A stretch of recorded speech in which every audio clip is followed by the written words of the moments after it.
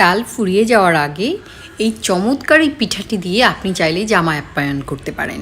সেটা সে শুধু নতুন জামাইকেই করতে হবে এমন কোনো কথা নেই। যত গেস্টই আছে আপনি যদি এই পিঠাটা বানিয়ে দেন, খেতেই থাকবে, টুপটুপ করে খাবে আর গল্প করবে।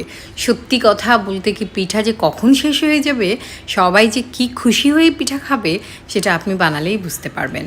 সেজন্য আমি তালের রস নিয়ে নিয়েছি 2 কাপ পরিমাণ, আর চিনি দিয়ে দিয়েছি এখানে 2 কাপ পরিমাণ। তারপর ভালো করে মিক্স করে নিচ্ছি। মিষ্টিটা আমি একটু বেশি দিয়েছি, তাই একটু চিনি পরিমাণটা বেশি, আপনি চাইলে একটু কমও দিতে পারেন। এবার আমি চালের গুঁড়ো দিয়ে দিচ্ছি 2 কাপ পরিমাণ, আর পিঠাটা যাতে একটু নরম হয় 1 কাপ পরিমাণ ময়দা দিয়ে দিচ্ছি। আপনারা চাইলে আটাও ব্যবহার করতে পারেন। আর 1 চিমটি লবণ দিয়ে এটা ভালো করে মিক্স করে নিব। যদি বাসায় চালের গুঁড়ো না থাকে, শুধুমাত্র আটা বা ময়দা দিয়েও এই পিঠাটা বানিয়ে নিতে পারেন। আমি খুব ভালো করে মিশিয়ে নিয়েছি। এবার স্বাদ বাড়ানোর জন্য আধা কাপ নারকেল কোড়া দিয়ে দিয়েছি। চাইলে আপনারা এটা বাদও দিতে পারেন, তবে নারকেল কোড়া দিলে এটা কিন্তু অনেক খেতে ভালো হবে। বেকিং পাউডার দিয়ে দিচ্ছি 1 চা চামচ পরিমাণ, আবারও ভালো করে ফেটিয়ে দিচ্ছি।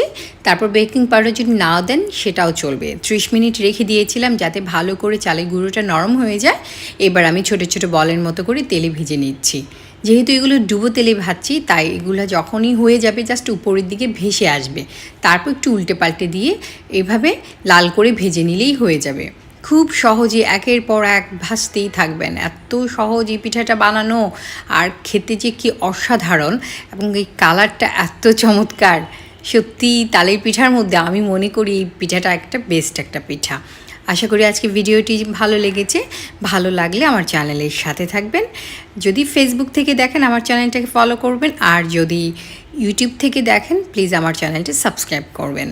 পিঠাটা বাইরের দিক থেকে মুচমুচে হলেও ভেতরের দিকটা কিন্তু বেশ সফট থাকবে। ময়দা দেওয়ার কারণে পিঠাটা অনেক সফট হয়ে যাবে। আশা করি আপনাদের ভালো লেগেছে। আল্লাহ।